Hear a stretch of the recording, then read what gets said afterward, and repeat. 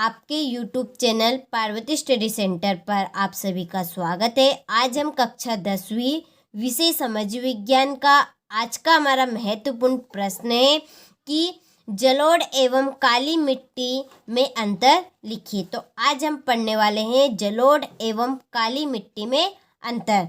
तो देखिए, जलोढ़ एवं काली मिट्टी में अंतर निम्न है। इस तरह से पहले तो आपको इस प्रश्न की हेडिंग डालना है ताकि आपके उत्तर में से 4 चांद लग जाए। एक तरफ आपको जलोढ़ मिट्टी लिखना है, दूसरी तरफ आपको काली मिट्टी लिखना है। तो देखिए, इन दोनों के जो पॉइंट हैं उन्हें आप पहले अच्छे से समझ लेते हैं। तो देखिए, जो जलोढ़ मिट्टी है इसका निर्माण, पहला पॉइंट क्या बनेगा, इनका निर्माण कैसे हुआ, बात ये उठती है पहले पॉइंट पे हमारा।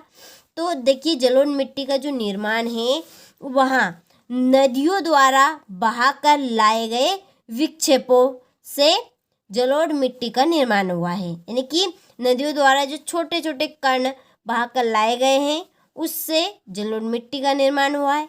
काली मिट्टी का निर्माण कैसे हुआ, तो आपने देखी ज्वालामुखी, तो ज्वालामुखी का जो लावा है, लावा, उससे काली मिट्टी का निर्माण हुआ है।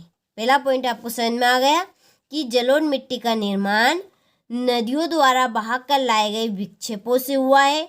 काली मिट्टी का निर्माण ज्वालामुखी के उद्गार के लावा से हुआ है। नंबर 2 क्या है, रंग। रंग की बात आती है तो इनका रंग कैसा होता है, तो जलोढ़ मिट्टी का जो रंग है वहाँ कैसा होता है, हल्का भूरा होता है, हल्का भूरा होता है। समझ में आ गया कि इसका जो रंग है वो कैसा होता है, हल्का भूरा होता है। और काली मिट्टी का रंग कैसा होता है, इसके नाम में इसका रंग छुपा हुआ है। काली मिट्टी है तो इसका रंग कैसा होगा, काला। तो इस मिट्टी का रंग कैसा होगा, काला होगा।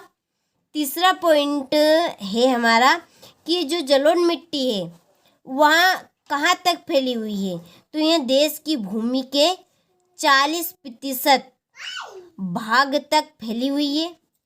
और जलोढ़ जो काली मिट्टी है वहाँ कितने भाग तक फैली हुई है, 18.5% भाग में फैली हुई है। तो तीन ही पॉइंट है, तीन ही पॉइंट बहुत ही सिंपल है। क्या था पहला पॉइंट कि जलोढ़ मिट्टी का निर्माण नदियों द्वारा बहाकर लाए गए विक्षेपों से हुआ है।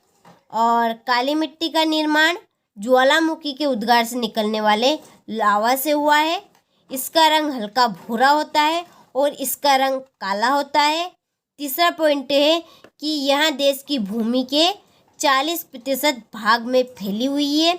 और यहाँ देश की भूमि के कितने प्रतिशत भाग में फैली हुई है, 18.5% भाग में फैली हुई है। आइए अब हम इसके पॉइंट अच्छे से देख लेते हैं कैसे आपको लिखना है। तो देखिए, मैंने पहला सिंपल पॉइंट ही लिखा है ताकि आपको याद करने में आसानी हो। तो पहला पॉइंट है कि इस मिट्टी का रंग हल्का भूरा होता है, इस मिट्टी का रंग काला होता है। नंबर 2 कि यह देश की भूमि के 40% भाग में फैली हुई है। कितने प्रतिशत भाग में फैली हुई है, 40%। और यहाँ देश की भूमि के 18.5% भाग में फैली हुई है। तो ये तो 40% भाग में फैली हुई है और ये केवल 18.5% भाग में फैली हुई है। तीसरा पॉइंट है कि नदियों द्वारा बहाकर लाई गई मिट्टी, यानी कि मिट्टी के कण ही हो गए, जो विक्षेप है वहाँ मिट्टी के कण ही हो गए, तो नदियों द्वारा बहाकर लाई गई मिट्टी को हम जलोढ़ मिट्टी कहते हैं। काली मिट्टी का निर्माण ज्वालामुखी उद्गार से निकलने वाले लावा से होता है।